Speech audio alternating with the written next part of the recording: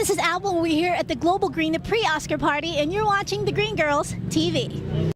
TheGreenGirls.com.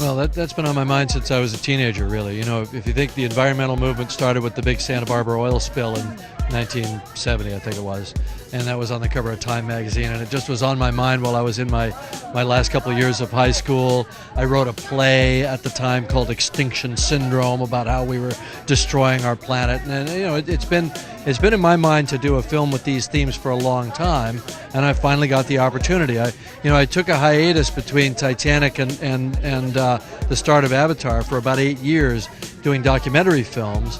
When I started Avatar in 2005, I wanted to do a film that actually could mean something. I wanted it to be entertainment first and foremost, so that we reach the most number of people. But I wanted to weave into the film, a message, or a number of messages, really. How strange is it that the media, yourself being probably the one notable exception, hasn't picked up on the fact that the biggest action movie of the year has a disabled, differently abled guy in a wheelchair as the main character? That's pretty bizarre, don't you think? I mean, I always thought that was going to be a big topic of discussion. You know, certainly the disabled community has noticed it, and I've heard a lot of anecdotes of people who were, you know, very touched and moved and empowered by that amongst the disabled community. So I'm happy about that. I guess I was just making my little anti-war statement about how war, you know, shatters people's lives and you know, kind of truncates their potential. Of course, the disabled would say, you know, our potential's not truncated.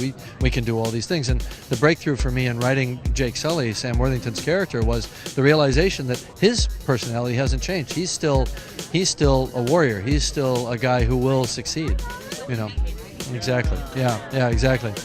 And you know, and then, you know, there was the struggle of getting the studio to accept the fact that I was in fact making a film with a strong environmental theme and that had these kind of spiritual, what they called, you know, kind of new age tree hugger stuff, you know, in it. And I said, I'm doing it. I said, you know, if you don't want that, then let's not make this movie together. And so they, you know, no, I'll have to go hug a tree. You know, the interesting thing about making Avatar and spending so much time designing kind of the ultimate tree that is almost, you know, the people in the story, it's been their home for 10,000 years. This had to be the coolest tree in history. I look at trees very differently now than I have, you know, really for my whole life. I really see them as these kind of miraculous things.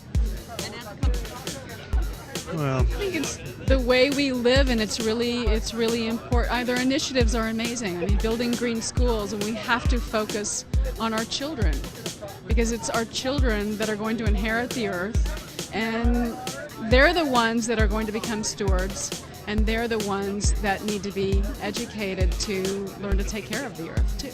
All of their initiatives are things that we all collectively as a society need to be thinking about and embracing, and we need to take responsibility as individuals and as a nation and as a world, as a species, really. And you know, we're not. I mean, we are, you know, but we collectively are not, and we have to.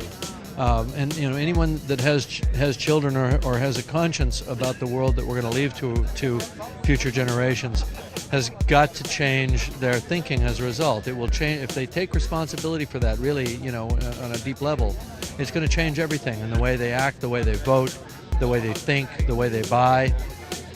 And that's nothing less is going to work. We all are going to have to change the way we've been, you know, people my age, the way we've been brought up to think. We have to reprogram ourselves. There needs to be a major shift in consciousness around our relationship and our connectedness to the planet. That's it for now. Until the next event, this is Apple, and you're watching The Green Girls TV. TheGreenGirls.com.